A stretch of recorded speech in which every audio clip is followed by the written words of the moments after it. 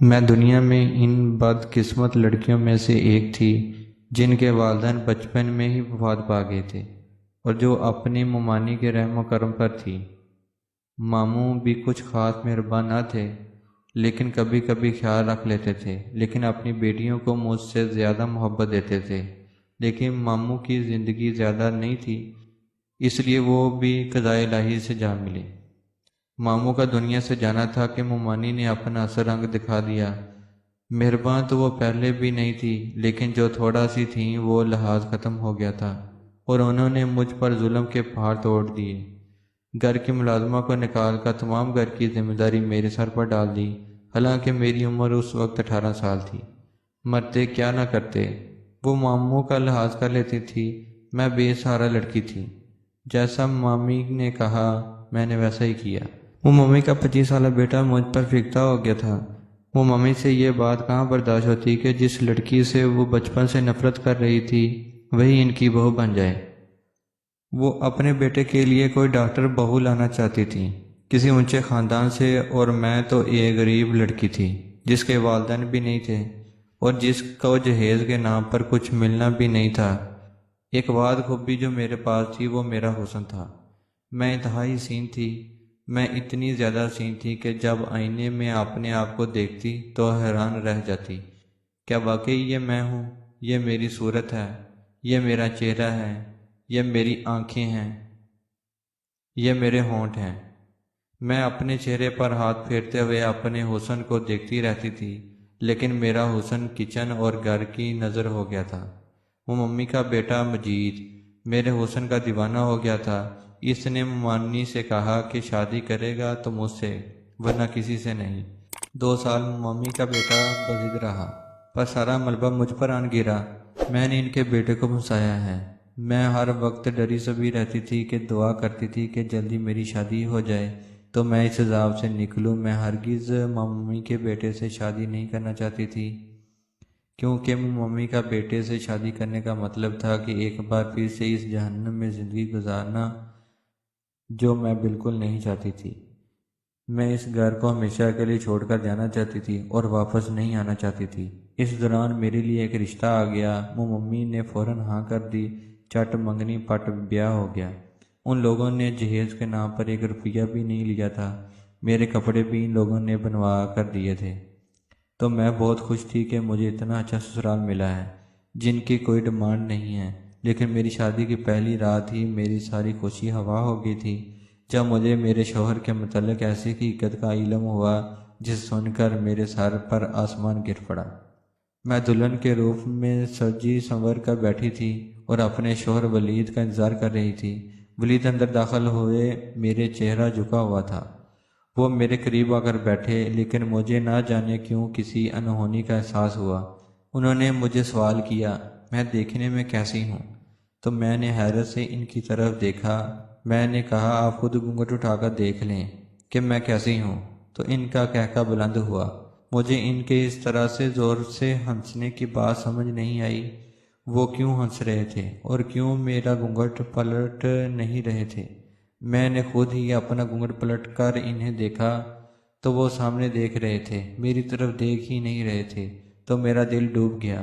میں نے ان سے کہا آپ مجھ سے ناراض ہیں یا آپ اس شادی سے خوش نہیں ہیں؟ جو مجھے دیکھ ہی نہیں رہے، تو وہ پھر ہنسنے لگ گئے۔ میں نے ان سے کہا آپ مجھ سے ناراض ہیں یا آپ اس شادی سے خوش نہیں ہیں؟ جو مجھے دیکھ ہی نہیں رہے، تو وہ پھر سے ہنسنے لگ گئے۔ مجھے ان کی رویے سے عجیب سا کچھ محسوس ہو رہا تھا۔ میں سمجھنے سے قاصر تھی کہ وہ اس طرح کیوں ہنس رہے ہیں۔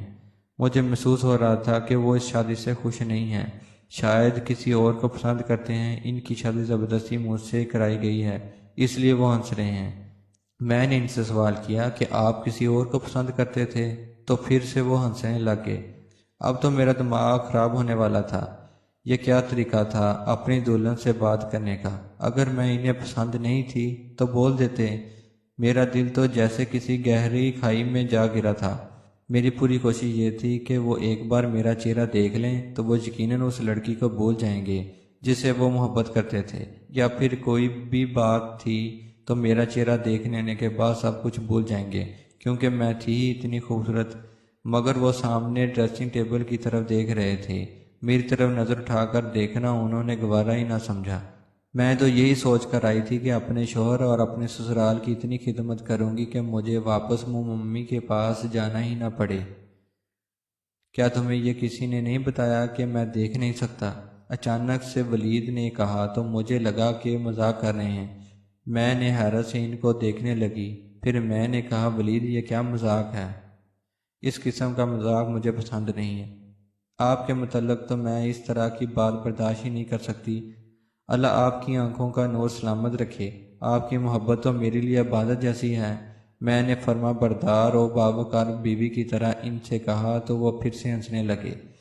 پھر بولے کہ ناظرین، یہ دنیا بہت بے وفا ہے۔ اگر انسان کے اندر کوئی خوبی ہے تو دنیا اس لیے محبت کرتی ہے، لیکن اگر اسی انسان کے اندر کوئی خوبی نہیں ہو، کسی قسم کی بھی کمی ہو، تو یہی دنیا با وفا سے بے وفا ہو جاتی ہے۔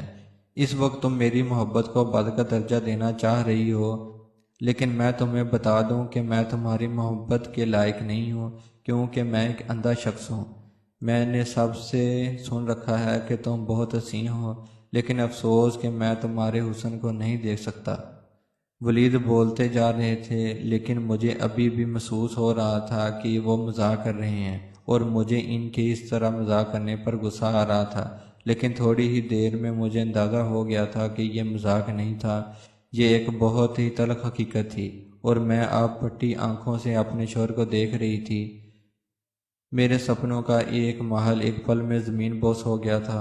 میں کیا کچھ سوچ کر یہاں آئی تھی، اور جس انسان کے آسرے پر آئی تھی وہ انسان تو دیکھ ہی نہیں سکتا تھا، اور جو دیکھ ہی نہیں سکتا تھا وہ میرا سہارا کیسے بن سکتا تھا؟ اسے تو خود چلنے کے لیے کسی سہارے کی ضرورت تھی۔ میرے ساتھ دھوکہ ہوا تھا، اور بہت بڑا دھوکہ ہوا تھا، اور یہ دھوکہ میری ممی نے میرے سسرال سے کیا تھا۔ میرا غصے سے برا حال ہو گیا تھا، اور میں ایک دم سے کھڑی ہو گئی۔ آپ لوگوں کو شرم نہیں آتی ایک غریب مسکین یتیم لڑکی کے ساتھ اتنا بڑا دھوکہ کرتے ہوئے؟ میں نے غصے سے کہا۔ تو ولید نے کہا کہ تمہاری مامی کو پتا تھا کہ میں دیکھ نہیں سکتا ہوں، اور انہوں نے تمہیں نہیں بتایا۔ اس میں ہمارا قصور نہیں۔ تمہارے ساتھ دھوکہ میں نے نہیں کیا، تمہاری مامی نے کیا ہے۔ انہوں نے ہم سے یہ کہا تھا کہ انہوں نے تمہیں بتا دیا کہ میں دیکھ نہیں سکتا اور تم راضی ہو۔ ولید نے کہا تو مجھے غصہ آ گیا۔ میں نے کہا میں راضی ہوں؟ کیا میں راضی ہو سکتی ہوں کہ ایک ایسے انسان سے شادی کرنے پر جو دیکھ ہی نہیں سکتا؟ یا اللہ، میں کہاں جاؤں؟